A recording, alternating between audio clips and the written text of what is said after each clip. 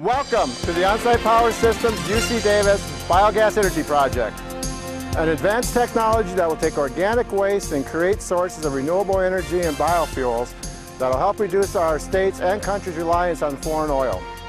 The Biogas Energy Project demonstrates an advanced anaerobic digester technology capable of processing high solid and high liquid organic waste streams.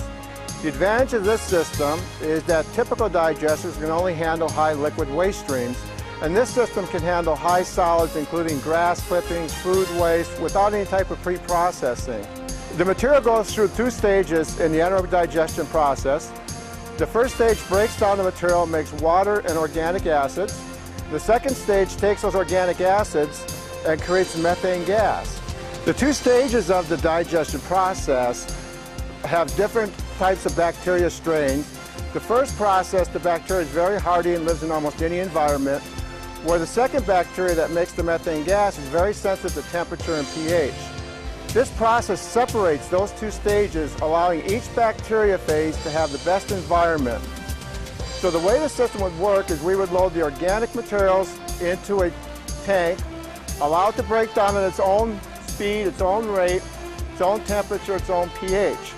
As material breaks down, it generates water and organic acids. We take the water from the tank and decant it and feed it to a second tank where the bacteria that makes the methane gas is housed.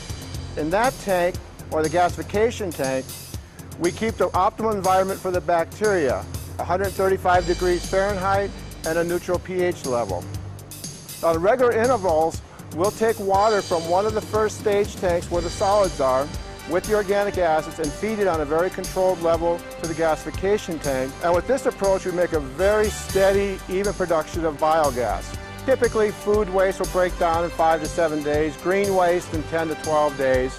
And we let the material stay there as it breaks down and creates the water and the acids, and then we feed it to the gasification tank. What we're able to do then is load the material as it's collected right into one of the first stage tanks. For instance, green waste takes about 12 days to break down to get the most energy out of it. So we'll load the one tank with 3 days worth of green waste, let it sit there and break down. Then we go to a second tank and load the next 3 days worth of material, a third tank and a fourth. So now we have a batch loading process. Each tank is in a different stage of breaking down and making organic acids. Besides biohydrogen being produced in the first stage tank, we do produce some biogas. But the bulk of the biogas is produced in the second stage tank, or the biogasification tank. We collect all the biogas produced in the first stage tanks, blend it with the biogasification tank, and we have a nice even stream of biogas produced, typically 65 to 70% methane. The gas is then collected and cleaned.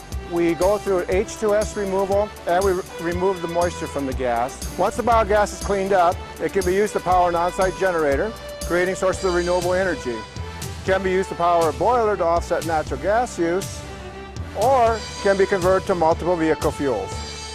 As this technology developed through an alliance between UC Davis and On-Site Power Systems goes to the market, it will provide a safe and viable solution to the growing amount of organic waste generated throughout the world, providing renewable green energy and fuel for a cleaner, sustainable future.